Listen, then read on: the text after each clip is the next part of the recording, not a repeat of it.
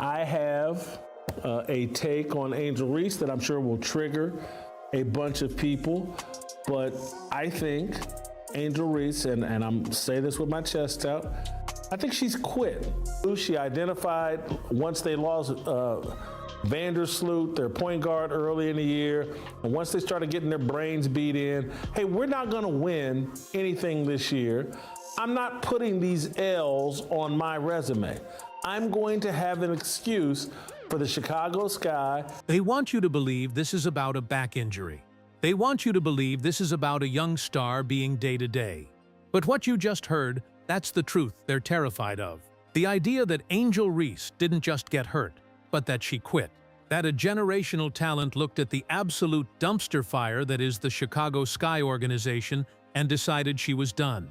This isn't a story about rehab.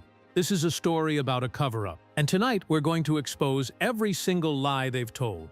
We'll connect the dots between the team's vague and suspicious statements, the explosive accusations from inside the media, and Angel Reese's own words that reveal her secret escape plan from a franchise that is actively destroying her career.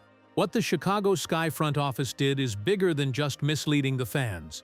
It's a calculated deception designed to control a narrative they've already lost. Stick with me, because the truth about Angel Reese's injury is far more shocking than you can imagine, and we have the proof.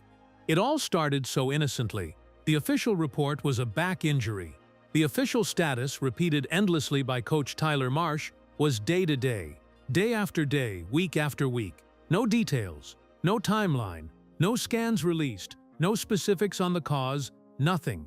Just a black hole of information where a franchise player's health was supposed to be. In the WNBA, that's not just unusual, it's a massive red flag. When a star like Caitlin Clark gets hurt, the team immediately provides a clear timeline and recovery steps. There's transparency because there's nothing to hide. With the Sky, the silence was deafening, and it was deliberate. They created a vacuum, hoping no one would ask the right questions. But that vacuum is where the truth begins to fester. They weren't protecting their player, they were building a wall. And her coach came out and said something about, she's just focused on her rehab right now, and, she's day to day. We've never had an explanation on what caused the back injury, what's a time frame for her recovery. It's similar to so-and-so's back injury. This is something she struggled with here or there. All we've heard is day to day. All we've heard is day-to-day. That's not a medical report, that's a script. A pre-approved, vague, meaningless line designed to shut down inquiry. But why? Why the secrecy? To answer that, you have to look at what was happening outside the trainer's room. You have to look at the franchise Angel Reese was supposedly so loyal to. The Chicago Sky finished the 2025 season with a pathetic 10-30 record. It was their second straight losing season. This isn't just a slump. It's a systemic failure from the top down. This is a front office that has proven time and again that it is utterly incompetent. They traded away the 3 draft pick for veteran Ariel Atkins, who has been described as subpar. They let top-tier free agents like Skylar Diggins-Smith and Nneka Ogwumike walk out the door after taking meetings, clearly unimpressed with what they saw. And let's not forget the biggest insult of all. The team's promised state-of-the-art practice facility announced back in 2023 is still just a fantasy without a location or availability timeline. This is the environment they want a superstar to thrive in. A losing culture, a depleted roster, and broken promises. While the front office was failing at every conceivable level, Angel Reese was putting up historic numbers. She was leading the entire WNBA in rebounding. She became the first player in the history of the league to have multiple double-double streaks of 10 or more games. She was playing like an MVP on a team that would be lucky to win a playoff game in a different league. She was the only light in a sea of darkness, and her brilliance only made the organization's incompetence more obvious. And that's when the first part of the escape plan was activated. It wasn't in a secret meeting. It was live, on a hot mic for the entire world to see. A slip that was no slip at all. These are just straight basketball fans for me. I feel the love here. They always ask me the places I love playing. Phoenix is one of them. They just care about basketball. Just being able to make a positive environment for basketball players is great. Fans are going crazy in the comments, pretty much saying Phoenix need to try to get her ASAP, get her out of Chicago, because from those words, it could seem as though she's not really rocking with the Chicago management, and I think that's what it is. I feel the love here. She's talking about Phoenix, the home of an opposing team, a team that has a culture, a team that wins, a team her close friend and former Sky teammate Kalia Copper was traded to. This wasn't an accident, it was a message, a signal to the league, and perhaps to the Mercury front office itself. Phoenix is a place she publicly says she loves playing, a place she calls a healthy environment, the same place where, after setting a WNBA record, the opposing fans gave her a standing ovation. Compare that to the dysfunction in Chicago. It's not just a preference, it's a cry for help. She was telling everyone who would listen, "Get me out of here." She laid the groundwork, planted the seed, and the narrative that she was unhappy began to grow. The front office saw it, they heard the whispers, and they knew they were losing control of their biggest asset. The situation was escalating. The media started picking up on the clues. Fans were connecting the dots, and that's when the professional truth-tellers started saying the quiet part out loud, making a comparison so damning it sent shockwaves through the league. The comparison to one of the most notorious injury sagas in modern sports history. A worse version than Kawhi Leonard. Let that sink in. He's not just accusing her of faking an injury. He's accusing her of a calculated, premeditated abandonment of her team, because she doesn't really care about basketball when it means losing. That's the core of this conspiracy, that the back injury was a convenient excuse, a smokescreen to allow her to sit out, protect her reputation from the stench of a 30-loss season, and position herself for a trade demand. The team's lack of transparency wasn't just poor communication, it was complicity. They couldn't call her out, because that would expose their own failures that drove her to this point. And they couldn't tell the truth about a minor injury, because Angel herself wouldn't allow it. They were both trapped in the same lie. The organization needed a reason to explain her absence without admitting she had quit on them, and Angel needed a reason to stay off the court that wouldn't brand her a traitor.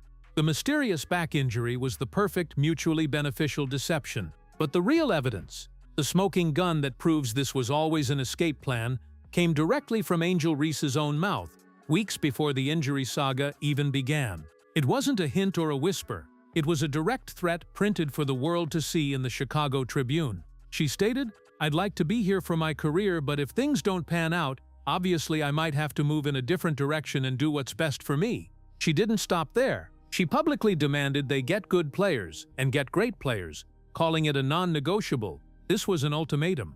A player telling her front office on the record to fix their mess or she was gone. And what happens right after a player publicly humiliates their front office and threatens to leave? Suddenly, she has a vague, mysterious injury that keeps her off the court indefinitely.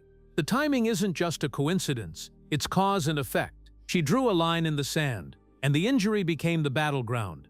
This is where the story gets even darker. League sources reported that her teammates were unhappy with the direct attacks, and that a team meeting was planned to confront her directly. The locker room was turning on her. The front office was exposed and angry. Angel was on an island. The injury wasn't just an escape from a losing team, it was an escape from a hostile locker room and a furious management. It was the only move she had left to play. Why is this very important? If you keep listening to Angel Reese, she's really telling you how she really feels. And it's also something Chicago Sky may want to keep in mind. Go out there, do her part, recruit, and players still don't want to come. Then what? Do y'all think Angel Reese is going to stick around? I'm telling you, I don't think so. Andrews loves Chicago, but she loves winning too. Andrews loves Chicago, but she loves winning. That's the heartbreaking truth at the center of this lie. Her loyalty isn't to a logo, it's to her legacy. And her legacy was being tarnished with every loss. Every game played with a subpar roster was a waste of her prime. As one commentator put it, she wasn't going to put these L's on her resume. The injury lie wasn't born out of malice, but out of desperation. The desperation of a born winner, trapped in a culture of losing. The Sky front office, in their incompetence, created this monster.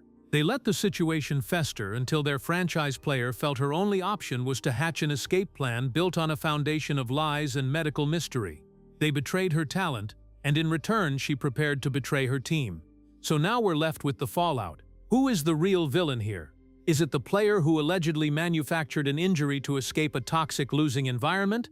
Or is it the organization whose catastrophic failures and inability to build a competent team drove their superstar to such desperate measures? The Sky lied. That much is clear. They hid the truth from the fans, from the media, and from the league. They participated in a cover-up because exposing the real reason for Angel's absence, her utter disgust with the state of the franchise, would have been an admission of their own unforgivable incompetence. After the firestorm, Angel Reese did issue an apology to her teammates, saying her words were taken out of context. Was that genuine remorse? Or was it a calculated move to de-escalate the situation publicly while the escape plan continues to unfold privately?